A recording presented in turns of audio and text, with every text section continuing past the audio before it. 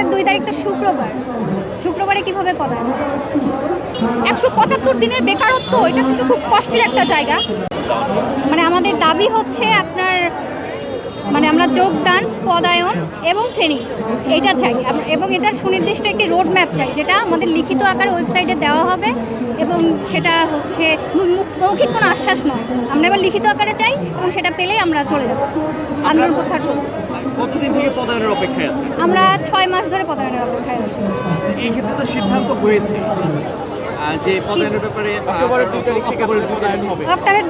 অক্টোবরের 2 তারিখ তো শুক্রবারে কিভাবে পদায়ন হয়? এটা কি সরকারের একটি গাফিলতি হিসেবে দেখছেন কিনা আপনারা?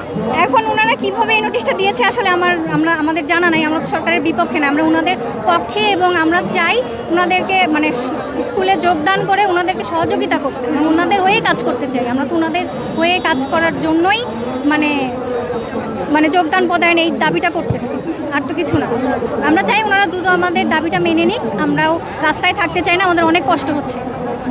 আপনাদের কোনো পরিকল্পনা আছে কিনা, যদি আপনারা যেটি চাচ্ছেন এটি বিলম্ব হবে? আচ্ছা, এটি বিলম্ব হলে আমরা তো এখন রাজপথ ছাড়তেছি না। কি সিদ্ধান্ত হবে সেটা পরে আমরা সিদ্ধান্ত নিব, এখনো কোনো সিদ্ধান্ত নেওয়া হয়নি। আমাদের আসসালামু আলাইকুম, আমি হচ্ছে প্রাইমারি সহকারী শিক্ষক সুপারিশপ্রাপ্ত 2025 ব্যাচ থেকে বলতেছি।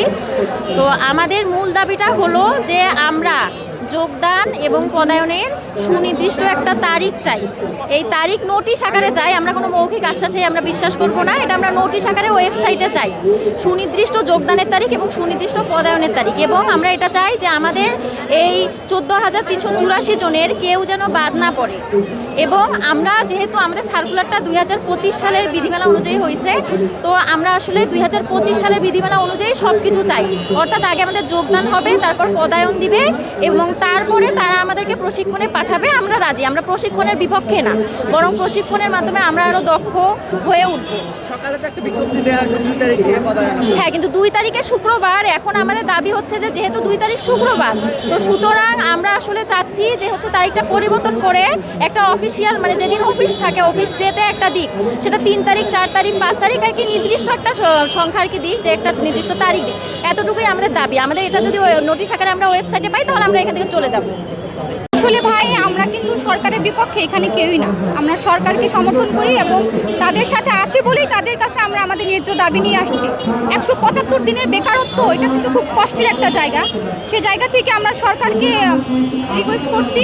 ওনারা এখন অক্টোবরের 1 তারিখ আমাদের যোগদান দিয়েছে এবং পদায়ন দিয়েছে 2 তারিখ থেকে।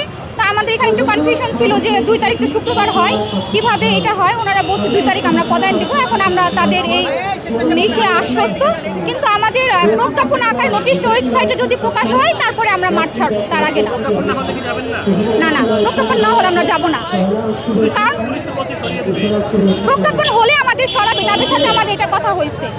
আমরা প্রজ্ঞাপন নিয়ে তারপরে যাব। দীর্ঘ সময়গুলো কেমন ছিল? চাকরি হবার পরও যোগদান হচ্ছিল না, কি মন ছিল?